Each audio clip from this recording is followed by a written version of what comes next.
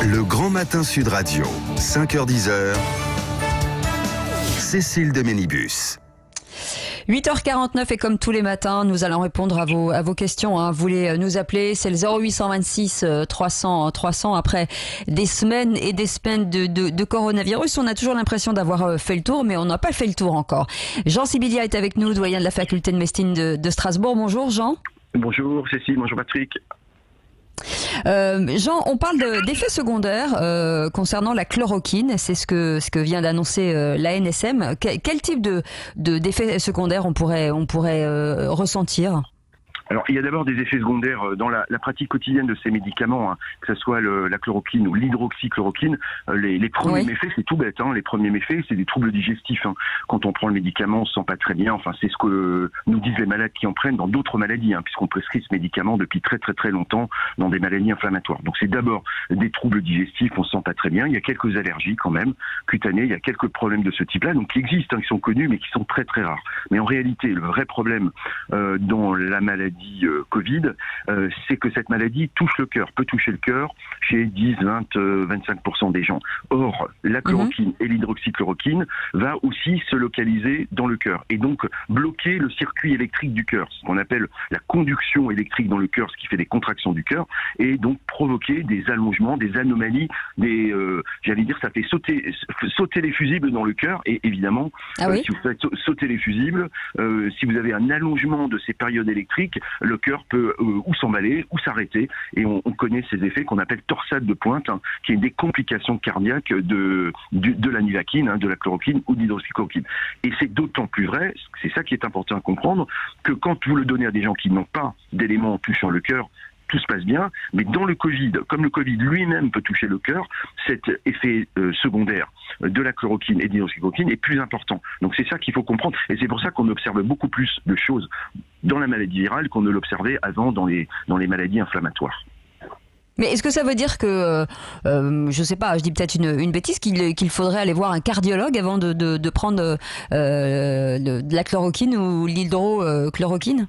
Oui, c'est la recommandation. C'est dans ce contexte obligatoire de faire un ECG, d'avoir un avis cardio, de faire un ECG. ECG, c'est électrocardiogramme. En fait, vous savez, ceux qui l'ont fait le savent très bien. On vous met des petits électrodes sur le thorax et on mesure le courant électrique du cœur et on regarde. Et on peut donc dire si le courant passe bien ou passe moins bien. Donc c'est obligatoire de le faire dans ce contexte-là. A fortiori si le Covid touche le cœur. Ce qu'on peut parfaitement mesurer, on a, depuis le début d'ailleurs, on le sait, on mesure dans le sang des éléments qui traduisent l'atteinte du cœur. Et on fait évidemment une échographie du cœur si c'est nécessaire. Donc oui, c'est nécessaire pour éviter des complications qui peuvent être mortelles quand même. La torsade de pointe, si elle n'est pas contrôlée, c'est-à-dire cet emballement électrique du cœur, peut malheureusement provoquer un arrêt cardiaque. C'est très très rare, il faut le reconnaître. Mais il faut en être informé. Et puis on va revenir sur cette information. Des centaines de laboratoires mondiaux aujourd'hui rivalisent pour produire un vaccin contre le coronavirus. Mais en Chine, des chercheurs affirment avoir mis au point un traitement pour mettre un coup d'arrêt à l'épidémie et sans vaccin. On parle d'anticorps. Est-ce que vous avez vu cette information ? Bien sûr, merci Cécile. Donc notre communication sur l'information marche très bien. Donc merci pour cette question. Oui, non, c'est pas du tout nouveau. En fait, il y a deux façons de lutter contre le virus avec des anticorps. Soit vous les faites faire à l'individu lui-même, ça s'appelle une vaccination. C'est-à-dire vous injectez un bout du virus et puis l'individu va produire des anticorps contre le bout du virus qu'on injecte. Et évidemment, vous en doutez bien, on injecte, et on en a parlé d'ailleurs hier encore avec cette firme américaine qui a découvert une formulation vaccinale avec un bout d'ARN du virus. Donc c'est une façon, on injecte quelque chose à l'individu, à l'homme, et l'homme produit ses propres anticorps contre le virus. Donc ça c'est la stratégie de vaccin. L'autre, c'est simplement on copie on copie et on produit dans un laboratoire l'anticorps comme celui qui est produit par l'homme. Donc on produit de l'anticorps en flacon et on injecte l'anticorps directement. Alors évidemment ça a des avantages et des inconvénients. L'avantage c'est que c'est un anticorps, vous savez exactement ce qu'il va faire, il n'y a pas de surprise, alors que si vous vaccinez, le sujet peut ne pas répondre ou répondre différemment. Là vous injectez la dose d'anticorps que vous voulez. L'ennui c'est que c'est pas l'anticorps du malade.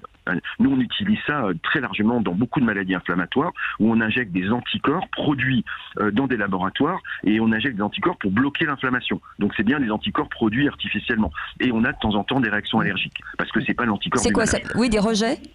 Alors Roger, c'est trop fort, mais en tout cas, une réaction à l'anticorps, en fait. Il peut y avoir une réaction, ou une réaction douce, ou une réaction aiguë. La réaction aiguë, c'est une sorte d'allergie aiguë avec le malade qui se sent pas bien, la tension qui baisse, c'est très rare, très très rare, mais ça existe. Ou alors des rejets doux, c'est-à-dire votre organisme reconnaît l'anticorps que vous injectez, qui est pas le vôtre, par définition, et vous immunisez, ça paraît bizarre, mais nous on a vu ça beaucoup dans les maladies inflammatoires, vous immunisez contre l'anticorps que vous injectez. Et donc l'anticorps perd son action, voire devient allergisant. Donc très bien, c'est magnifique, mais là aussi, tout ça s'examine, ça s'évalue, ça se teste avant d'annoncer le scoop. Je regrette beaucoup ces annonces en disant on a trouvé le traitement. Oui, peut-être, c'est bien, génial, mais déterminons les choses correctement. On évalue et on voit les bénéfices et les risques à chaque fois et le plus vite possible, évidemment, pour les gens. Oui, et puis il y a la question. Est-ce qu'il est possible... Oui, Cécile, il y a la question aussi parallèlement du vaccin là aux États-Unis avec le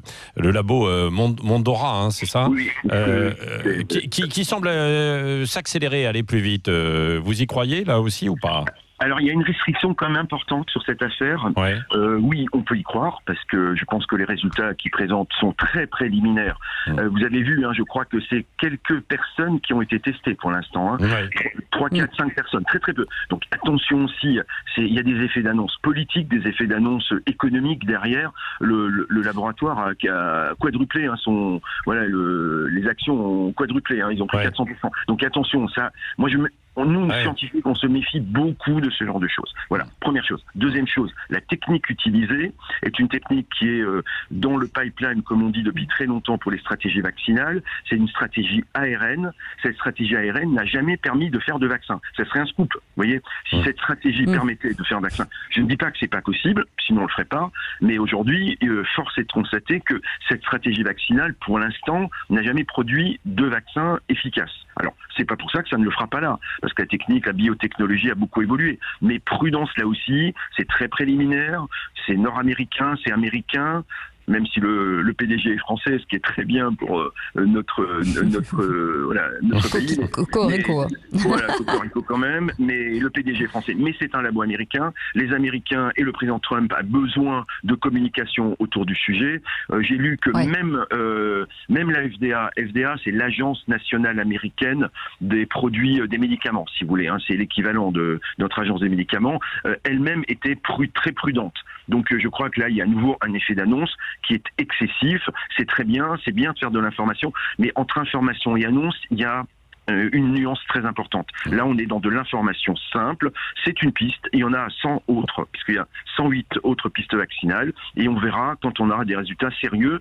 On ne peut pas les considérer aujourd'hui comme suffisamment avancés pour donner une indication de dire qu'on aura un vaccin à l'automne. Ça, je crois qu'il faut surtout pas passer ce message-là, parce qu'on n'en a absolument pas la certitude. Ouais. En tout cas, merci beaucoup Jean Sibilia d'avoir été avec nous, doyen de la faculté de médecine de Strasbourg. Et puis on vous retrouve lundi matin en pleine forme avec nous. Et puis vous continuez bien entendu de nous laisser vos messages et vos questions sur notre compte Solidarité Sud Radio. On revient dans un instant, on parle aux petites entreprises, juste après le flash de 9h.